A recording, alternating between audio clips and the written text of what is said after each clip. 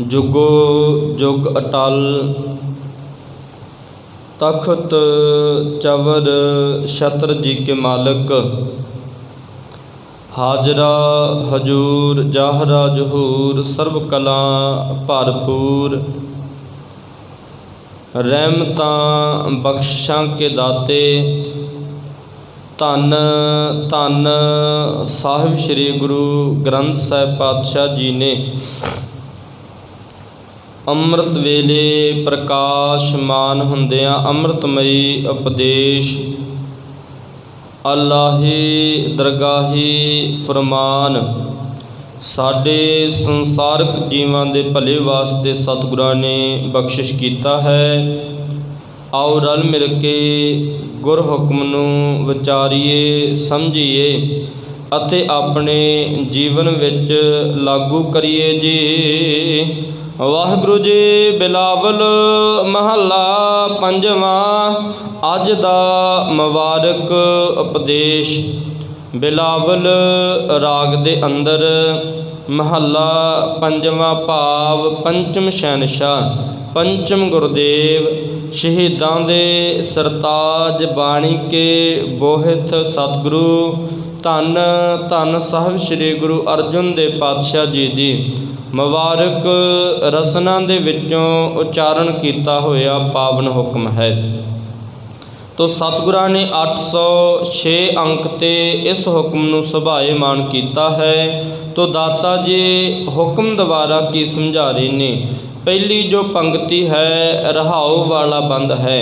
ਸੋ ਇੱਕ ਪੰਗਤੀ ਅੰਦਰ ਸਤਿਗੁਰਾਂ ਨੇ ਰਹਾਉ ਦੀ ਬਾਤ ਭਾਵ ਪੂਰਾ ਤਤ ਭਾਵ ਸਾਨੂੰ ਦੇਣਾ ਕੀਤਾ। ਤੇ ਦਾਤਾ ਜੀ ਕੀ ਕਹਿ ਰਹੇ ਨੇ, ਆਓ ਮਨੋ ਬਿਰਤੀਆਂ ਕਰੀਏ ਇਕਾਗਰ, ਸੁਰਤੀਆਂ ਗੁਰੂ ਚਰਨਾਂ ਵਿੱਚ ਕੇਂਦਰਿਤ ਕਰੀਏ, ਗੁਰ ਉਪਦੇਸ਼ ਨੂੰ ਸਮਝੀਏ ਜੇ। ਸਰਬ ਨਿਧਾਨ ਪੂਰਨ ਗੁਰਦੇਵ, ਸਾਹਿਬ ਜੀ ਕਹਿ ਰਹੇ ਹਨ ਗੁਰੂ ਸਾਰੇ ਸੁੱਖਾਂ ਦਾ ਦਾਤਾ ਹੈ। ਨਿਧਾਨ ਤੋਂ ਭਾਵ ਖਜ਼ਾਨਾ, ਸਰਬ ਤੋਂ ਭਾਵ ਸਾਰੇ। ਤੇ ਸਾਹਿਬ ਜੀ ਫਰਮਾ ਰਹੇ ਨੇ ਗੁਰੂ ਐਸਾ ਨਿਧਾਨ ਐਸਾ ਖਜ਼ਾਨਾ ਹੈ ਪੂਰਨ ਗੁਰਦੇਵ, ਕਿਉਂਕਿ ਸਰਬ ਕਲਾ ਸੰਪੂਰਨ ਹੈ। ਧੰਨ ਗੁਰੂ ਗ੍ਰੰਥ ਸਾਹਿਬ ਮਹਾਰਾਜ ਜੀ ਦੇ ਚਰਨਾਂ ਵਿੱਚ ਆ, ਗੁਰੂ ਕੀ ਸੰਗਤ ਵਿੱਚ ਜੁੜ ਕੇ ਬੈਠ, ਗੁਰੂ ਕੀ ਸੰਗਤ ਵਿੱਚੋਂ ਸੁੱਖ ਮਿਲਣਗੇ। ਭਾਗਾਂ ਵਾਲਿਓ ਜੋ ਸੰਗਤ ਵਿੱਚ ਜੁੜ ਕੇ ਹੀ ਨਾ ਬੈਠਾ, ਗੁਰੂ ਕੇ ਪਾਵਨ ਹੁਕਮ ਨੂੰ ਸੁਣਿਆ ਨਾ, ਸਤਿਗੁਰਾਂ ਦੇ ਹੁਕਮ ਨੂੰ ਆਪਣੇ ਜੀਵਨ ਵਿੱਚ ਨਾ ਵਸਾਇਆ। ਤੇ ਸਤਿਗੁਰੂ ਜੀ ਬਾਣੀ ਵਿੱਚ ਰਾਮਦਾਸ ਸਰੋਵਰ ਦੀ ਬਾਤ ਕਰ ਰਹੇ ਨੇ। ਰਾਮਦਾਸ ਸਰੋਵਰ ਨਹਾਤੇ ਸਭ ਉਤਰੇ ਪਾਪ ਕਮਾਤੇ। ਉਹ ਰਾਮਦਾਸ ਸਰੋਵਰ ਕਿਹੜਾ ਹੈ ਭਾਗਾਂ ਵਾਲਿਓ? ਉਹ ਰਾਮਦਾਸ ਸਰੋਵਰ ਗੁਰੂ ਕੀ ਸੰਗਤ ਹੈ। ਸਾਹਿਬ ਜੀ ਕਹਿ ਰਹੇ ਹਨ ਰਾਮ ਦੇ ਦਾਸਾਂ ਭਾਵ ਅਕਾਲ ਪੁਰਖ ਜੀ ਨੂੰ ਧਿਆਉਣ ਵਾਲੇ, ਅਕਾਲ ਪੁਰਖ ਜੀ ਦੀ ਇਬਾਦਤ ਕਰਨ ਵਾਲਿਆਂ ਦੀ ਸੰਗਤ ਵਿੱਚ ਆ ਕੇ ਬੈਠ, ਤੇਰੇ ਜਨਮਾਂ ਜਨਮਾਂ ਦੀ ਮੈਲ ਧੋਤੀ ਜਾਵੇਗੀ, ਤੇਰੇ ਵਿਕਾਰ ਧੋਤੇ ਜਾਣਗੇ। ਸਾਹਿਬ ਜੀ ਫਰਮਾ ਰਹੇ ਨੇ ਤੇਰੀ ਮੱਤ ਸਵੱਛ ਹੋ ਜਾਵੇਗੀ। ਚੇਤਾ ਰੱਖੀ ਦੁਨੀਆ ਤੇ ਆਉਣਾ ਵੀ ਸਫਲ ਹੋ ਜਾਵੇ ਜੇ ਗੁਰੂ ਕੀ ਮਤ ਆ ਗਈ। ਤੇ ਦਾਤਾ ਜੀ ਫਰਮਾ ਰਹੇ ਨੇ ਮਨ ਕੀ ਮਤ ਤਿਆਗੋ ਹਰ ਜਨ। ਵੇਖੋ ਜੋ ਸੰਸਾਰ ਤੇ ਮਨੁੱਖ ਕੰਮ ਕਰਦਾ ਹੈ ਆਪਣੀ ਮਤ ਦੁਆਰਾ ਕਰਦਾ ਹੈ, ਆਪਣੇ ਮਨ ਦੇ ਪਿੱਛੇ ਲੱਗ ਕੇ ਕਰਦਾ ਹੈ। ਤੇ ਭਾਗਾਂ ਵਾਲਿਓ ਜੇ ਗੁਰੂ ਦੀ ਸੁਣੀ ਹੁੰਦੀ, ਗੁਰੂ ਨੂੰ ਧਿਆਇਆ ਹੁੰਦਾ ਤੇ ਫਿਰ ਗੁਰੂ ਅਕੋਰਡਿੰਗ ਕਰਨਾ ਸੀ। ਫਿਰ ਕਿਸੇ ਦਾ ਦਿਲ ਨਹੀਂ ਸੀ ਦਿਖਾਉਣਾ, ਕਿਸੇ ਨੂੰ ਬੁਰਾ ਨਹੀਂ ਸੀ ਕਹਿਣਾ। ਸਾਹਿਬ ਜੀ ਕਹਿ ਰਹੇ ਹਨ ਇਹ ਗੁਰੂ ਕੇ ਸਿੱਖ ਦੀ ਵਡਿਆਈ ਹੈ। ਹਰ ਕਾ ਸੇਵਕ ਸੋ ਹਰ ਜਿਹਾ, ਭੇਦ ਨਾ ਜਾਣੋ ਮਾਨਸ ਦੇਹਾ। ਸਾਹਿਬ ਜੀ ਕਹਿ ਰਹੇ ਹਨ ਰੱਬ ਨੂੰ ਧਿਆਉਣ ਵਾਲਾ ਰੱਬ ਵਰਗਾ ਹੋ ਜਾਂਦਾ ਹੈ, ਰੱਬ ਨੂੰ ਧਿਆਉਣ ਵਾਲਾ ਉਸੇ ਦਾ ਰੂਪ ਹੋ ਜਾਂਦਾ ਹੈ। ਭਾਵੇਂ ਸਰੀਰ ਕਰਕੇ ਵੱਖਰਾ ਹੈ, ਸਰੀਰ ਕਰਕੇ ਅਕਾਲ ਪੁਰਖ ਜੀ ਨਾਲੋਂ ਦੂਰ ਹੈ। ਸਾਹਿਬ ਜੀ ਕਹਿ ਰਹੇ ਹਨ ਮਨ ਕਰਕੇ ਬੜਾ ਨੇੜੇ ਹੈ, ਕਿਉਂਕਿ ਮਨ ਰੱਬ ਜੀ ਦੇ ਚਰਨਾਂ ਵਿੱਚ ਜੁੜਿਆ ਹੋਇਆ ਹੈ। ਬਿਰਤੀ ਅਕਾਲ ਪੁਰਖ ਜੀ ਦੇ ਚਰਨਾਂ ਵਿੱਚ ਜੁੜ ਗਏ। ਏਕ ਜੋਤ ਦੋਏ ਮੂਰਤੀ, ਮਨ ਕਰਕੇ ਇੱਕ ਜੋਤ ਹੋ ਗਏ। ਸਾਹਿਬ ਕਹਿ ਰਹੇ ਹਨ ਕਵਣ ਸੰਜੋਗ ਮਿਲੋ ਪ੍ਰਭ ਆਪਣੇ। हे दाता जी, ऐसा संजोग बनावो, ऐसा ज्ञान मैनू देवो जिस संजोग करके मेरा मिलाप रब जी दे नाल हो जावे, मेरा मिलाप प्रभु परमात्मा जी दे नाल हो जावे। ते गुरु ने गुरमुख को समझा दिता किवें मिलाप होवेगा। पल पल निमख सदा हर जपने, कहन लगे रब नूं मिलना चाहना है, उस दे नाल मिलाप करना चाहना है, उस दे विच अभेद होना चाहना है, ते इस बात नूं पल्ले बन लवीं। पल पल निमख, एक एक पल रब जी दे नाम नूं ध्यावीं। ते सतगुरां ने नाल ये भी कह दिता, एक भी सवास व्यर्थ न जावे, बिरथा कोई ना जाए, जे आवे तुद आहे। एक भी सवास व्यर्थ ना आवे, जेड़ा भी सवास आवे ते पातशाह जी कह रहे हैं रब जी दे नाम वाला आवे। जेड़ा भी सवास तेरे मुख दे विचों निकले, उसे सवास दे नाल रब जी दे नाम नूं ध्याउणा कर। सतगुरां ने गुरमुखो बाणी दे विच केवल सवासां दी माला दी बात कीती है। संसारक माला दा गुरु ने खंडन किया है। भागां वालिओ गुर इतिहास नूं पढ़ लो, किसी गुरु साहिबान जी दे कोल संसारक माला नहीं सी।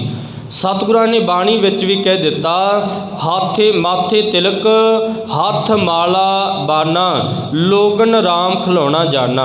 कहन लगे बंदे ने हथ दे विच माला फड़ लई ते संसारक धार्मिक वस्त्र पा लए, ते साहब जी कह रहे हैं लोगां नूं कह रहा है, जां उस दे चेले चपटे कह रहे ने ये बाबा जी ने, ये संत ने, पर पातशाह जी बाणी द्वारा समझा रहे ने, तू सवासां दी माला दे नाल रब नूं ध्याउणा कर। गुरु ने तो गुरमुखो सवासां दी माला दी बात कीती है। जेड़ा भी सवास तेरे शरीर विचों निकले, रब जी दे नाम नूं जप अपने सवासां रूपी माला दे नाल। बाबा कबीर जी कह रहे हैं, ऐ दुनिया दे लोगो, मेरी सिमरनी ते मेरे सवास ने, कबीर मेरी सिमरनी रसना उपर राम। मेरी सिमरनी मेरी रसना है, मेरी सिमरनी मेरे सवास ने, मेरी माला मेरे सवास ने। मैं इस माला द्वारा रब जी की इबादत करदा हाँ। ਉਹ माला केवल सवास ने। ते भागां वालिओ सतगुरां ने संसारक माला दियां बात नहीं कीतियां, क्योंकि बहुतात विच ऐसा भी हो रहा है। भागां वालिओ बहुत सस्सां ऐसियां ने, हत्थ दे विच माला हुंदी है, मूँह दे विच नूंह दे प्रति बुरा सोचणगियां। साहिब जी ने फरमा बाणी दे विच जो सानूं फरमाया, संसार दे विच भागां वालिओ बहुतात विच वेखण नूं भी मिलदा है। हत्थ विच माला, मूँह विच गालां, ते भागां वालिओ अंदर बुरा होवेगा, उधरों माला भी घूमी जाएगी। सतगुरां ने बाणी अंदर सानू समझा दिता। वेखो नूह नूं भी ये बाणी अंदर समझाया कि अपनी माँ के बराबर समझ, माँ नूं भी समझा दिता, सस नूं भी समझा दिता, अपनी नूह के बराबर समझ। क्योंकि भागां वालिओ नूह नूं देखण दी साडी निगाह होर हुंदी है, धी नूं देखण दी साडी निगाह होर हुंदी है। धी प्रति साडे अंदरों प्यार दा उछाला आउंदा है, जदों नूह नूं तकदे हां फिर गुस्सा आउंदा है, इह साडी गल मन्नी क्यों नहीं। धी भावें मन्ने भावें ना मन्ने, धी भावें सुने भावें ना सुने, पर भागां वालिओ जे नूह ना सुनेंगे ते अंदरों सस नूं उबाल इतना आवेगा। सतगुरां ने नूह सस दी बात भी बाणी दे विच सानूं उदाहरणां देणियां कीतियां ने। हर एक पक्ष ते हर एक विषय ते गुरु ने बात की। कोई ऐसा पक्ष नहीं भागां वालिओ साडे जीवन दे विच जो विचर रहा है, वो भी बातां गुरु ने कहियां। जो आउण वाला साडा फ्यूचर है, वो भी बातां गुरु ने समझा दित्तियां। ते भागां वालिओ इस जीवन नूं सफल किवें बनाउणा है, शरीर छड्डण तो बाद शरीर ये आत्मा कित्थे जावेगी, गुरु ने बाणी अंदर वो भी दस दिता। संसार ते आउण तो पहलों मनुख दा जीवन दस दिता, संसार ते आवेगा, इस दे रिजक दा प्रबंध रब ने किस तरह करना है, हर एक विषय ते गुरु ने बात समझा दिते। इसलिए सतगुरां दी बाणी सानू समझा रही है, सरब निधान पूर्ण गुरदेव। सारे सुखां दा निधान, सारे सुखां दा खजाना गुरु है, वो पूरा है। ते उस नूं ध्याउणा कर रहाओ। रहाओ तो भाव रुकना, विचारना, समझना। हर हर नाम ਜਪਤ ਨਰ ਜੀਵੇ। ਸਾਹਿਬ ਜੀ ਕਹਿ ਰਹੇ ਹਨ ਹੁਣ ਰੱਬ ਨੂੰ ਧਿਆਉਣਾ ਕਿਵੇਂ ਹੈ। ਹਰ ਹਰ ਨਾਮ ਕੇਵਲ ਅਕਾਲ ਪੁਰਖ ਜੀ ਦੀ ਇਬਾਦਤ ਆਪਣੇ ਮੁਖ ਤੋਂ ਕਰ। ਜਪਤ ਨਰ ਜੀਵੇ, ਜਿਨ੍ਹਾਂ ਨੇ ਰੱਬ ਜੀ ਦੇ ਨਾਮ ਨੂੰ ਧਿਆਇਆ ਜਪਿਆ ਤੇ ਸਾਹਿਬ ਕਹਿ ਰਹੇ ਹਨ ਆਤਮਿਕ ਜੀਵਨ ਗੁਰੂ ਤੋਂ ਉਹਨਾਂ ਨੂੰ ਮਿਲ ਗਿਆ। ਆਤਮਿਕ ਜੀਵਨ ਬਾਣੀ ਤੋਂ ਉਹਨਾਂ ਨੂੰ ਮਿਲ ਗਿਆ ਤੇ ਭਾਗਾਂ ਵਾਲਿਓ ਸੰਸਾਰ ਦੇ ਵਿੱਚ ਸੁਖਾਲਾ ਹੋ ਗਿਆ। ਸੰਸਾਰ ਦੇ ਵਿੱਚ ਜਦੋਂ ਮਨ ਸੁਖਾਲਾ ਹੋ ਗਿਆ, ਮਨ ਉੱਚਾ ਹੋ ਗਿਆ, ਮਤ ਉੱਚੀ ਹੋ ਗਈ ਤੇ ਪਾਤਸ਼ਾਹ ਜੀ ਕਹਿ ਰਹੇ ਹਨ ਫਿਰ ਸੰਸਾਰ ਦੇ ਦੁੱਖ ਤੈਨੂੰ ਪੋਹ ਨਹੀਂ ਸਕਣਗੇ, ਸੰਸਾਰ ਦੇ ਪਦਾਰਥ ਤੈਨੂੰ ਪੋਹ ਨਹੀਂ ਸਕਣਗੇ, ਸੰਸਾਰ ਦੇ ਵਿਕਾਰਾਂ ਦੇ ਵਿੱਚ ਉਲਝੇਗਾ ਨਹੀਂ, ਸੰਸਾਰ ਦੀ ਅਗਨੀ ਦੇ ਵਿੱਚ ਜਲੇਗਾ ਨਹੀਂ, ਸੰਸਾਰ ਰੂਪੀ ਸਮੁੰਦਰ ਦੇ ਵਿੱਚ ਡੁੱਬੇਗਾ ਨਹੀਂ, ਕਿਉਂਕਿ ਗੁਰੂ ਨੇ ਗਿਆਨ ਦੇ ਕੇ ਮਤ ਉੱਚੀ ਕਰ ਦਿੱਤੀ। ਦੁਨੀਆ ਕਵੇਗੀ ਇਸ ਰਸਤੇ ਤੇ ਚੱਲਣਾ ਹੈ, ਪਰ ਭਾਗਾਂ ਵਾਲਿਓ ਉਹ ਰਸਤਾ ਗਲਤ ਹੈ। ਗੁਰੂ ਕਾ ਪਿਆਰਾ ਗੁਰੂ ਨੂੰ ਪੁੱਛੇਗਾ ਗੁਰ ਮਿਲ ਚੱਜ ਅਚਾਰ ਸਿੱਖ।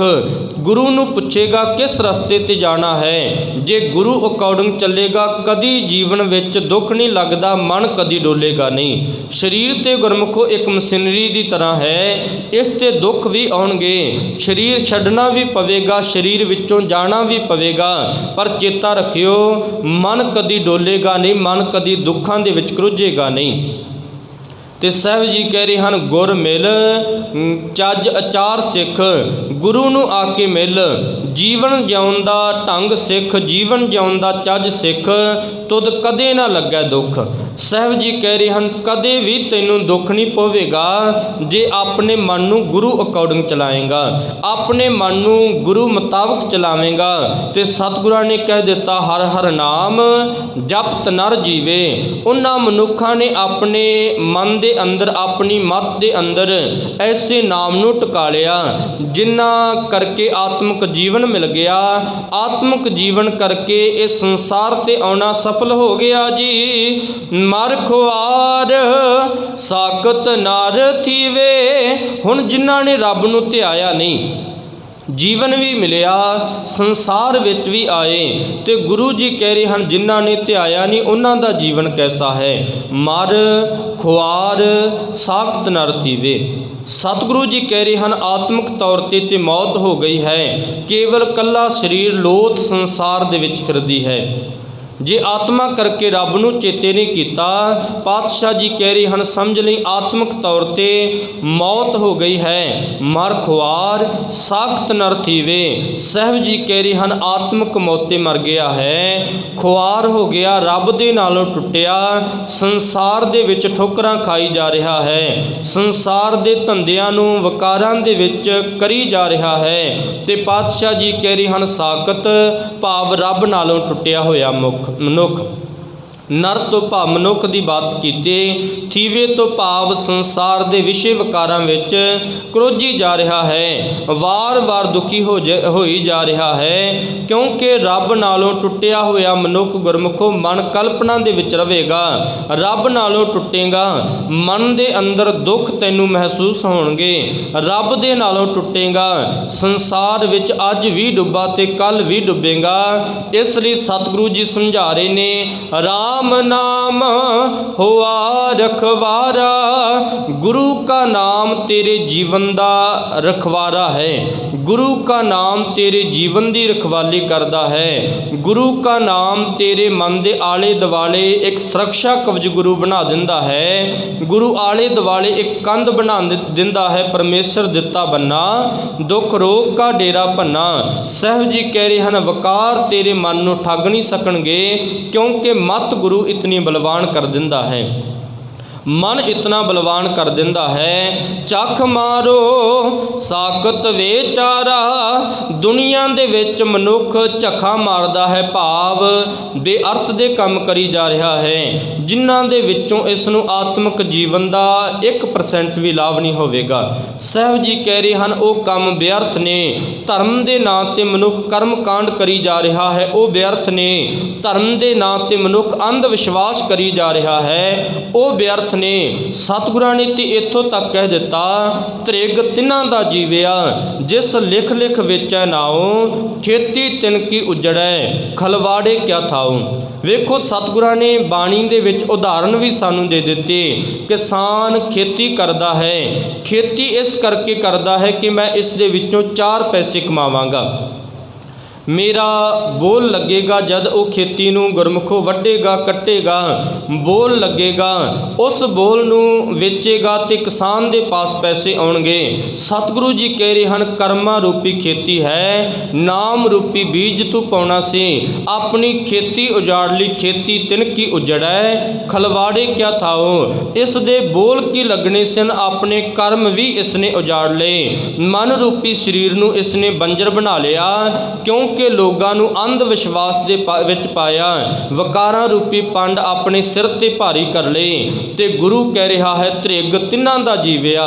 ਤੇ ਗੁਰਮੁਖੋ ਉਹਨਾਂ ਨੂੰ ਗੁਰੂ ਨੇ ਤ੍ਰਿਗ ਕਿਹਾ ਹੈ ਜੋ ਰੱਬ ਜੀ ਦੇ ਨਾਮ ਨੂੰ ਲਿਖ ਲਿਖ ਕੇ ਵੇਚਦੇ ਨੇ।